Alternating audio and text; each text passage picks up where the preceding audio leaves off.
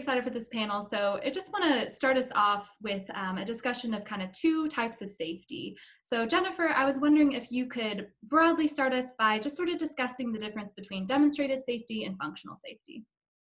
Great question. So functional safety is really a methodology to ensure that a system is designed to be fault tolerant. And what we mean by that is any engineered system can break or stop working the way it's intended. And so what functional safety is really targeted at is making sure the system stays safe even in the presence of faults and failures. So it's a methodology that we go through where we rigorously look at every piece of the system, figure out all of the different ways things can break, and then make sure we have a strategy in place to stay safe even in the presence of those faults and failures. And so it's work that you do in the design phase and in the development phase, leads into a lot of rigorous testing of your system to make sure that the system stays safe. Demonstrated safety is more once you deploy that product into the field, how does that product perform against certain safety metrics? So that's more after you've gone through all of this design, all of this validation, to how does it actually work when it's out there in the real world. Okay, Jack, I was wondering if you could talk a little bit about the roots of functional safety. Where did it come from? Why does it exist? How did it develop? Sure. Yeah, the origins of it were really because automated vehicles in general have been using a lot more electrical and electronic systems, so microprocessors and the like. And so as you use these systems, though, they can be susceptible to failures. So you can have stuck-on bits, random bit flips in memory. And so the idea behind the functional safety standard was to try to ensure that you had sufficient design coverage to protect against potential malfunctions that might happen in the electrical and electronic systems. And so for silicon products, this means things like diagnostic coverage to make sure that if you have a bit flip, you can catch it and correct it, during operation. And so that was really the origin of it. But from functional safety came this new kind of safety, which is safety of the intended function, which was really speaking more that, okay, the integrity of the operation of the hardware might be great and it's functioning properly as from an electronic standpoint. But what about the algorithms on top? What about the use of machine learning? Was the intended functionality of the system achieved while it's operating on top of that functionally safe hardware? And so the combination of these two things has really been where the industry's focus has been. Interesting. So how has the automotive space, this is for Jennifer or Jack, how has the automotive space traditionally assessed functional safety? Is it something that's government regulated, self-regulated? How does that usually happen? I can jump in here to start. So functional safety is defined in an ISO spec, ISO 26262. And this is a spec that gives you a very rigidly prescribed process you go through to certify that the system you are putting in an automotive vehicle is going to be safe. Exactly all those fault tolerances that Jack was just talking about. So there's a spec that governs what do we mean by functional safety, and then how do we go through that process. And at a high level, you start by defining the system, and then you go through a hazards analysis to say what are all the different ways this could potentially malfunction. And then we use systems engineering principles where you define precise requirements and break those down into lower and lower levels of the system. So you might start with your braking subsystem and then look at the controller within your braking subsystem and then look at the capacitors and resistors that are on the circuit board that are activating the controls for that braking system. So you kind of work through the system in a systematic way to make sure you've looked for all of the different ways that system could fault or break when it's actually out there in service. Jack, is there anything to add to that? No, I think Jennifer said it well, and adherence to these specifications can be done internally. There are safety teams that can do internal audits, and then third-party assessors can also be used as well. Sometimes we see geographical differences on which approach is preferred, but in any case, the importance is to make sure the teams are adhering to the processes defined in the standards, and that's what all of us in the industry are doing. Great. Jennifer, you were talking a little bit about, all these different situations that can arise. I know one thing when we talk about safety and safety assessment that comes up a lot is safety case. So I was wondering, Jack, could you kind of start us off with a definition of what a safety case means? What does creating a safety case mean? What is a goal when we do that? Sure. The basic idea behind a safety case is it should be structured argumentation, ideally supported by evidence that provides a really compelling and comprehensible argument to others who would look at it, to provide a strong case that the system as designed and built is safe for its intended application or deployment environment. And so at the end of the day, the safety case is everything you know about how you built, how you designed the system, and arguments about why you believe what you did results in a safe system. And so obviously something like this is incredibly important for automated vehicles. And this is why we're here talking about safety. Great. To touch on that too, again, very well said. The safety case can be thought of as a broader document that covers more aspects of the system than maybe we traditionally think of functional safety. So functional safety, by definition of the ISO 262 spec, is really focused on electrical system performance. So it's pretty targeted and it's focused on electrical system faults and failures. The safety case can consider a much broader set of variables. So things like operational safety. How are we training safety drivers, for example? How are we promoting attentiveness when they're out there driving every day? ISO 262 functional safety can be a component of that overall safety case. But we also might address issues around safety culture and how do we promote a culture of safety within an organization, because that fundamentally ensures that we're going to get a safe product at the end of the day. Okay, great. Well, that was a rapid kind of discussion of functional safety, demonstrated safety, safety cases, but hopefully that gives us a little foundation to start with. And now I want to turn more to how it relates to automated vehicles. We touched on it a little, but Mike, I actually want to start with you and your perspective here from insurance. Insurance at its core to some extent involves measuring safety. So what are some of the preferred metrics and approaches to that for traditional vehicles? And then second part, how does that shift to adapt to automated vehicles? Yeah, thank you, Tabitha. So traditionally, we're looking for, what's the expectation for a vehicle to crash or for us to incur a loss. And, we're not trying to promise that a traditional vehicle will never crash. We're promising that if there is a crash and something does go wrong, that there'll be the ability to pay for it and help everyone remain whole. And it's very similar for autonomous vehicles. Insurance is a piece of the safety puzzle. It's a piece of the trust puzzle, but it's not a guarantee that nothing will ever go wrong. So what we're looking at in terms of metrics or in terms of safety, if you go back to what Jack and Jennifer just described in terms of functional safety, demonstrated safety, and the safety case, we're interested in understanding how our insureds are using all three. How do they complement each other? And then what we're trying to do ultimately is to quantify the likelihood of there being a failure, of there being an error that might result in some type of loss. I think that's ultimately where we're trying to get to in insuring autonomous vehicles. And we view it as very much an evolution toward a traditional insurance product that exists today. And as autonomous vehicle systems evolve and as the business model evolves, we expect our insurance solutions to evolve with it. Okay, interesting. No, that's really helpful. Thank you. So again, looking at sort of autonomous vehicles, let's start with assisted driver systems. So Jennifer, I was wondering if you could kind of expand on those additional functional safety challenges that a system that has both a human and an assisted driving system is present. What kind of challenges does that present? And then Mike, maybe you can chime in with from the insurance side. Yeah, so at Toyota Research Institute, where I work, we have developed a technology that seamlessly blends control from the human driver and the vehicle. And so what we're doing there, it's an advanced safety system where we detect when the human driver is approaching the limits of the vehicle or the capability of the system. And then the autonomy system engages in a blended and really seamless way to adjust what the driver is trying to do in a way to ensure that the vehicle stays safe. And so those are some of the kind of early, near-term technologies that we're developing that kind of work cooperatively with the human driver and boost their ability to do the driving task well.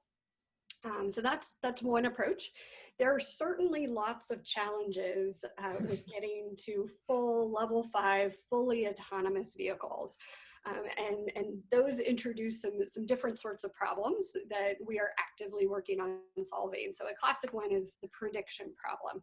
Teaching a computer how to anticipate what other people, other drivers, pedestrians, cyclists are going to do in the road environment. And that anticipation problem of trying to predict what are all of these different agents within a specific driving scenario going to do is one of the big challenges that we have within kind of moving towards those higher levels of autonomy.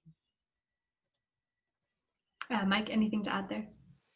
Yeah, if from our perspective, the difference between ADAS and then level 4, level 5 autonomy, in terms of safety, is the human factor. And with increasing connectivity, increasing automation across not just vehicles, but all types of technology and equipment, what we're trying to do is say, how can the insurance industry help not just respond to loss, but take advantage of the technology to prevent losses from occurring? So if you have certain type of equipment that relies on water not freezing, it's very easy to measure the temperature of that, get an alert, and then prevent the loss. When a human's involved, it introduces a variable that is not as clear, cut, and distinct because you can't predict exactly human behavior. If you have an ADAS system, someone might ignore a lane departure warning or a forward collision warning. They might choose to even override an automated emergency braking system. They might cover a camera if they don't like to hear the alerts. They might tape water bottles to their steering wheel to make the system think they're paying attention. So that's a challenge when it comes to quantifying safety of ADAS systems. As you move to level 4, level 5 autonomy, when there is no driver, you don't have to worry as much about the human factor. So I think as that technology matures, it's one less variable we have to worry about. Yeah. Go ahead. Yeah, so I was just going to add to something that Mike said there, and something you said before, which is that even though we remove the driver, accidents are still going to happen. And I think the question that Mike and his insurance company is, as well as the public, are going to want to know is why did the automated vehicle do what it did, and why?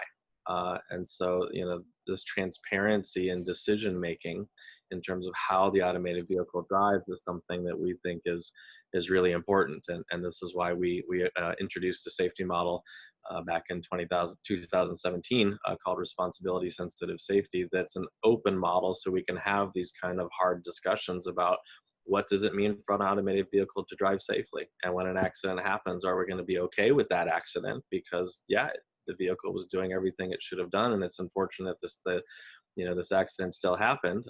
But we've got to have a language, and mathematics and logic is an excellent language to use to kind of have those conversations with the public and governments. Yeah, and Jack, just to build on that a little bit, I think as these incidents occur, it might not just be the functional safety or the automated driving system. As Jennifer talked about, there is other aspects to, as we're moving from test vehicles to, say, commercializing the technology, there's a whole operational safety component surrounding, how, where, when these vehicles will be operating, and making sure those policies, procedures, and operations are safe are going to become increasingly important as the technology commercializes. So I think that's an important factor to consider, along this evolution. And I think one of the exciting things that is going on across the industry is a lot of different initiatives to, again, create these standards, common nomenclature, common terminology, common ways of understanding the problem, so that various AV companies that are developing technologies for different applications can have this common framework to discuss those. So TRI is participating in SAE, the Society of Automotive Engineers ABSC project, where we're collaborating around best practices within the AV safety space. And there's a couple that have been published already of these best practices, and then there's others that are in development, but those kinds of industry-wide collaborations where we can come together and create this kind of common understanding of the problem. How do we do safety, demonstrated safety performance measuring of our systems in the field is a really important piece to this overall puzzle. Yeah, absolutely. Jack, I know you do some work related to standards in this area. Do you want to touch on anything that you're doing at Intel and Mobileye? Yeah, sure. I'd be happy to. Thank you. So yeah, we're honored to be leading a very important and new standard in this space called IEEE P2846. And inspired by many of the concepts that we've been talking about with our responsibility sensitive safety model, there's recognition that driving safely is not only cultural, and it means something different in different countries, but that the act of driving safely necessitates assumptions about the behavior of others. And what you assume about others, such as the maximum deceleration of a vehicle that you might be following, or what's the maximum possible speed or acceleration of a pedestrian that might be occluded. These assumptions, as humans make on a daily basis, are what allows us to navigate safely in a complex world and a dynamic environment. And so we're proud to have a lot of industry companies joining us. Our vice chair is from Waymo, our secretary is from Uber, and we've got OEMs, tier ones, universities, government institutions that have joined the effort so that we can really try to tackle this problem and understand what are those assumptions that we need to make about others and what are reasonable and foreseeable assumptions that we can make. If an automated vehicle has to make a global sort of worst case guarantee, it'll never leave the garage, just like the human driver is the one that never drives. And so this balance between kind of the safety and usefulness of vehicles is something that's really critical to understand, but also openly talk about. And so that's why we're proud to be leading this open standard that anyone is able to join and participate so we can help try to solve this challenge for the global automated driving industry. Yeah, absolutely. Jennifer, I was curious, we've been talking a lot about kind of moving into the higher levels of autonomy. So I was wondering, can fully autonomous vehicles, can they ever be proven to be as functionally safe as a human driver? And how would we entail that? How would that go about? Yeah, I absolutely believe the answer is yes. The functional safety piece specifically is really well suited to look for electrical system faults and failures that can occur with some of the technology that you need to achieve that level 5 driving. So, LiDARs are a very common sensor that get used on autonomous vehicles, figuring out, when your LiDAR is glitchy and making sure you have an appropriate fail-safe strategy to make sure the vehicle is very hardened against those faults and failures is in some ways the easy piece of the puzzle, as we've been talking about. There's a lot of challenge in the road environment, right? There's other road users who do kind of crazy, unpredictable things sometimes. Humans are inherently distractible, and unfortunately we have many deaths on American roads every year due to traffic mistakes and inattentive driving. And so the challenge around quantifying how good are human drivers, and then can we show that our autonomous vehicle is 2x or 5x or 10x better than that human driver is a challenging problem. There's no question. It can be context dependent. So we talk about operational design domain, which means what parts of the road environment can your autonomous system handle and which ones can't it. That can affect kind of how you measure human driving performance. So for example, if your application is only freeway driving, right, and not doing any surface street driving, then how good human driving performance is in that context might be different than someone who's, say, driving in downtown San Francisco. So these are complex problems, but again, there's a lot of work across the industry that's going into creating this common nomenclature, this common way of thinking about those problems of how do you quantify how good a human is, and then be able to show that your autonomous system is better than that benchmark. So that's certainly a part of the safety equation. But I think the other part of the safety equation here that's really important, beyond the vehicle functional safety, beyond the can we benchmark against human performance, is really, again, that safety of the intended function piece. How are we rigorously analyzing our system to show that it's performing well in the tasks that are needed to be able to handle our ODD? And so there's kind of two ends of the spectrum in the way we think about these things. So there's the everyday typical driving tasks that you absolutely need to be able to handle, you know, lane following behind a vehicle, navigating a red light, green light situation, those sorts of things. That's going to happen every time you're out on the road. And then there's also the corner cases, those rare events, you know, some really strange road geometry that almost never comes up, or things like if you're in a construction zone and they're doing manual traffic control by a human. Some of those kinds of unusual circumstances are the other piece of the validation puzzle. And so as autonomous vehicle companies, we're working to solve both of those problems, make sure we're really, really good at the everyday driving task, and also continuously expand what are those hard corner cases, and are we handling those well as we develop our technology. Yeah. Mike. No, Jack, go ahead. No. I was just going to say, I think Jennifer brought up a really interesting point, and I think we need to think about what does a failure or fault mean in an automated vehicle. And just if you take a single sensor in isolation and assess its performance and say, yeah, you know what, there was a misclassification of an object 300 meters away in a park, is that a failure that matters? No, it's not actually. So you need to consider the entire system, where you take a perception system that itself may have redundancy, combine it with a safety model like RSS, for example, and understand, okay, what's a failure that actually trickles all the way through the system and then leads to a safety incident? And if you look at it that way, I think there is strong argumentation to say that automated vehicles are going to be orders of magnitude safer than humans, but it requires us thinking about faults and failures in a different sort of way than has been traditionally done in the past in the automotive industry.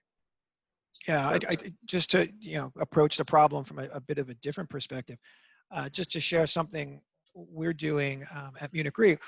We're looking at it from, unfortunately, we have a lot of crash data because we've paid a lot of losses, in the insurance industry. If you look at, auto insurance over the past decade has lost money in the US market.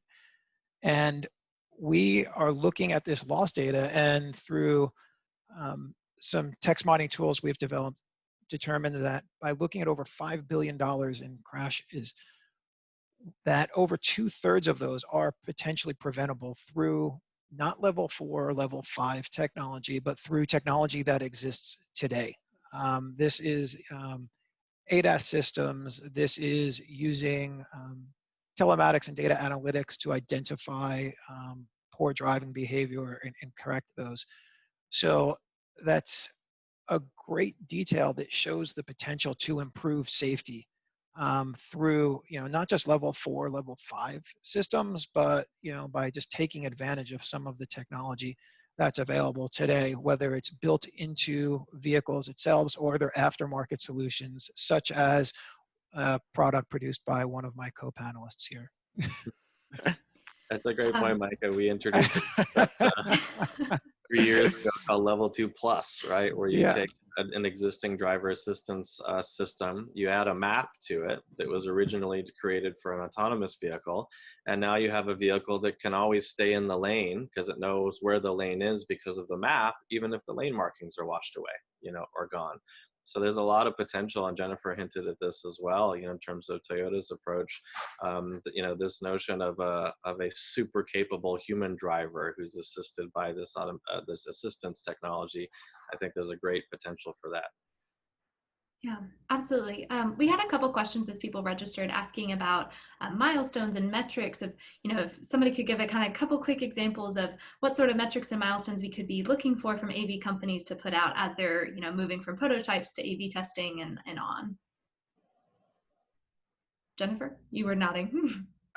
I can jump in here on this one. So again, I'm a systems engineer by my DNA, and systems engineering is this big toolkit of methodologies and analysis techniques where we start at the system level, so at the big picture level, and then break things down into smaller and smaller pieces. And so at TRI, our systems engineering strategy really relies on metrics and being very metrics driven. So as we are developing new autonomous capabilities, we are defining behavior level metrics to help us understand, is that feature performing correctly or not? And so one of the challenges we have with metrics is we would love to have like a number, right? 12, right? That says my system's good. But because these systems are complex and the road environment is complex, it's hard to have a one number solution that tells you, just how good your entire system is across many, many, many different variables. And so the way we do this in practice is to have much more targeted metrics, looking at specific parts of the system, specific behaviors, reliability across, the kind of time horizon and those sorts of things. And so again, demonstrated safety, we talk about both leading metrics, predictive metrics, as well as lagging metrics. Once we deploy it out in the field, let's monitor it and make sure it's behaving the way we expected it to. If it's not, let's pull that back, understand what that problem is, and go fix that problem so that we're ensuring that we're always getting better and better and better at the driving task. So systems engineers spend a lot of time thinking about those problems of how do we know what good performance is, how do we define meaningful metrics, and then how do we track those effectively as these systems are being tested and developed. So I know that wasn't a very specific answer, but there are a lot of them is the short answer. I'll add to that and say that, the best way to have great lagging metrics is to first with a system that your intention is safe by design from the beginning. So a paper design that can be formally verified to be safe, particularly in terms of the area of decision making, is a great way to make sure that you get those positive lagging metrics, because what you've done is formally verified the correctness of the system before you build it. And so now you're testing to see if what I built matched the specification versus, hey, I just built something. I don't have a safe by design spec for it. Let me throw it out in the world and drive it around a bunch and see what happens. And I think that there are more responsible approaches to using formally verified safety models that can assist with that, in combination of then thinking about those things that are statistical at the end of the day, like perception, right, which is always going to be probabilistic. What's the right way to think about a perception error? And as I said before, an error that leads to a safety incident makes sense. A perception error that had nothing to do with anything because it was an object so far outside of the view of the vehicle or the road, who cares? And so that requires us to think at a systems level, as Jennifer said, about what safety means and what system level metrics we can think about and create. Okay. So we're getting really close to time. This went super fast. But I wanted to touch on one more topic. So our work in education at PAVE, we revolve a lot around public trust and AVs. And we got a lot of questions from the audience actually involved in that space. So I want to ask this final question. Other than some of the technical analysis that we've been talking about today, what's being done to alter sort of the social opinions of autonomous vehicles as safe? That's any of you, all of you, whoever want to chime in. Well, I'll say I love this question because we did some research in this a few years ago. And if you look at the definition of trust in the dictionary, it talks about a belief in the character, strength, or truth of something. And these are words you don't often apply to machines. And so I think as we think about creating public trust, I think transparency and openness, start open dialogue and communication and honesty about the technology, how it works, and what its limitations are. Like I said before, accidents are going to happen. And when they do, the public and all of us are going to want to know, why did it happen? And so transparency and decision making about why the vehicle, what it did, rather than opaqueness because it's a big black box of AI that's not explainable, you know, in the first place, I think are keys to establishing that public trust. And we're glad to be part of PAVE to help contribute to that.